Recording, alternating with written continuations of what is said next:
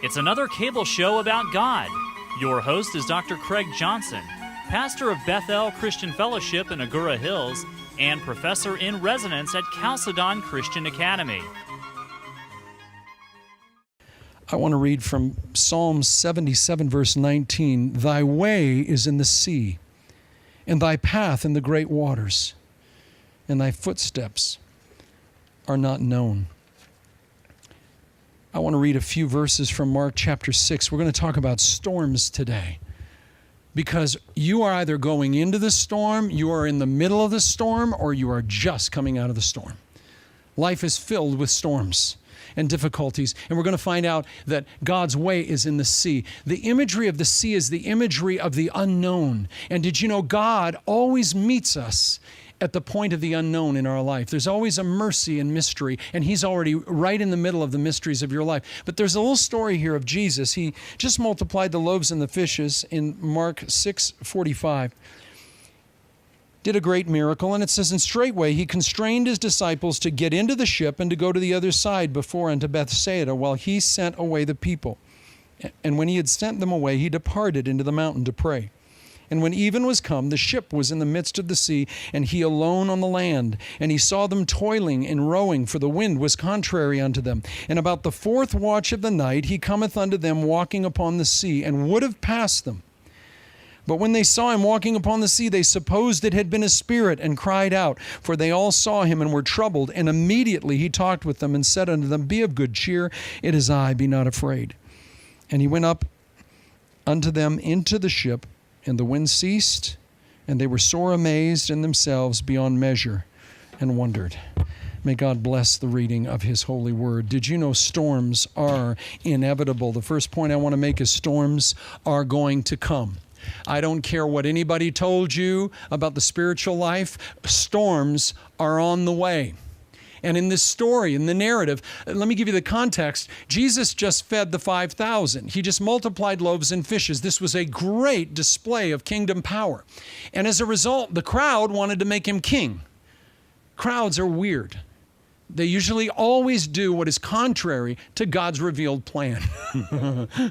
And they'll do the same in your life. Don't you hang around a crowd of people. They're going to get weird. See, they thought, wow, loaves and fishes, free lunches. Let's make this guy king. And the disciples are getting on board thinking, all right, if He's the king, I guess I could be the prime minister. Peter, what about you? You got a gift of gab. You can be they've already got it planned. They're getting excited. This was a PR extravaganza. They now have an unhealthy expectation of what God is about to do. And so God does with them what He always does with us. He puts us in the boat.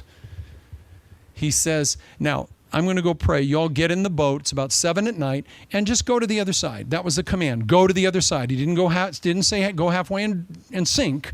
He said, go to the other side.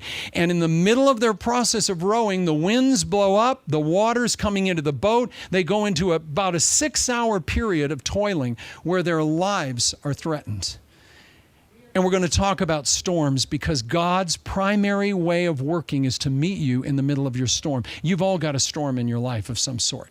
But God is not so much interested that we be storm-free, but that we become storm-proof, because they're inevitable. And I want you to see in this case who caused the storm. The devil isn't mentioned in the text. Jesus put them in the boat. I want to comfort you today. He's in control of this storm. Nothing takes Him by surprise. You may not see Him, but He can see you at all times. The storm of the Lord is going to come, and it's going to come for redemptive purposes. And you know, God allows a storm to last until He gets everything out of the storm He wants to get out of it. He'll put you in a boat and put the boat in a storm. And by the way, you can't outrun storms that come from God. Remember the book of Jonah? Jonah tried to run to the other end of the earth. The storm of the Lord will follow you wherever you go. Ahead, get divorced, marry somebody else, go to another country, change your work. Go and see wherever you go, there you are. And the storm of the Lord will follow you. Just ask your first wife. Same storm will come up. The storm of the Lord, you can't shake it. You can't bake it. You can't manipulate it. Jesus put them in this storm. Now, the reason that He put them in a storm is because their expectations were false. Did you know there's a lot you believe about you that's false? Even hopes you feel you have that are false. And so what Jesus does is he puts you in the little boat first to get you into survival mode. Then that'll bring you into trust mode. Then that brings you finally into reality mode. Some of us suffer from reality deficits. We don't have realistic expectations. So here's the context. The disciples have an unrealistic expectation about Jesus and about their future. And so what they do is Jesus sobers them up by putting them in a storm, because that's what throws you into survival mode. You know what I mean by survival mode? You know, when you're thrown out of an airplane, you do not need a message on prayer. Do you know these people going to 24 seminars on prayer? Let me just throw you out of a light plane. You're fine. Help me, Lord God. You become very articulate. You pray one way with $100,000 in the bank. You pray another way, $100,000 in debt. We don't need as much prayer teaching as we think we need. All we need is a trip to the boat, because survival mode kicks in. As soon as you're desperate, God begins to move.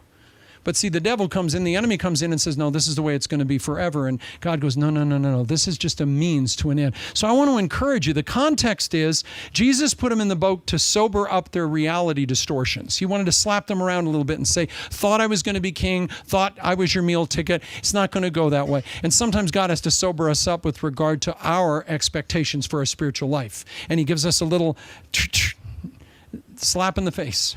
But I want to look at storms. I want to look at 7 facts about storms. Because as we look at the narrative, first we notice that Jesus was watching. I mentioned it before, but let's underscore this point. God is the Lord of the storm. He is in sovereign control. The devil is not in sovereign control. He is a creature. If you ever want to irritate the devil, remind him he's only a creature. You're only a creature. There isn't God and Satan and then all of us. That is blasphemous. There is God, the Holy Trinity, and every finite creature God ever made. Those are the only 2 categories. And he's one of them, and he's fallen, and he is not the one orchestrating the storm here. He's not even mentioned in the text. Now, the beautiful thing about this is Jesus is watching them when they can't see him at all. It's dark. They're taking on water. They're in survival mode. If something doesn't change, they're going to die. And I don't know what it is about God, but he loves to put us into survival situations where if something doesn't drastically change, we're going to die. But you know that's good, because the best seasoning for food is hunger. Come on. You get hungry, every bitter thing is sweet. Something about hard times make a jackrabbit eat hot pepper. See, Jesus is watching, praying. They can't see him, so they assume since they can't see him that he can't see them. Aren't we just brilliant? Isn't that logical? We don't see the plan, so we assume God doesn't have a plan. We can't see the future, so we assume there is no future. Loved one, Jesus was watching. And I want you to notice the second thing that he did. The second thing, you know, in storms, reality is distorted. When difficulties hit your life, everything gets weird. You're like in a Fellini film, and you don't you don't know where you are. So they're like rowing for their lives for 6 solid hours. Now, did you know when you don't know what to do, you row in the power of the last word God gave you? When you don't know what to do, you keep rowing in the direction that God pointed you in, and you row in the power of the last word God gave you. You don't need a new prophetic word in the middle of the storm. Just keep rowing in the power of the last word that God gave you.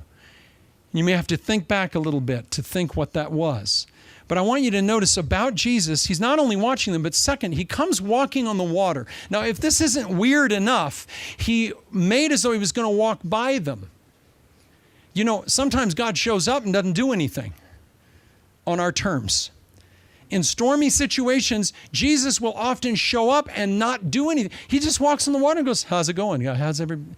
You know, it's like, what? Hey, sometimes God shows up and it's like, hello, don't mean to trouble you at all, but we're just dying over here. You see, Jesus knew exactly where they were. He was testing their threshold.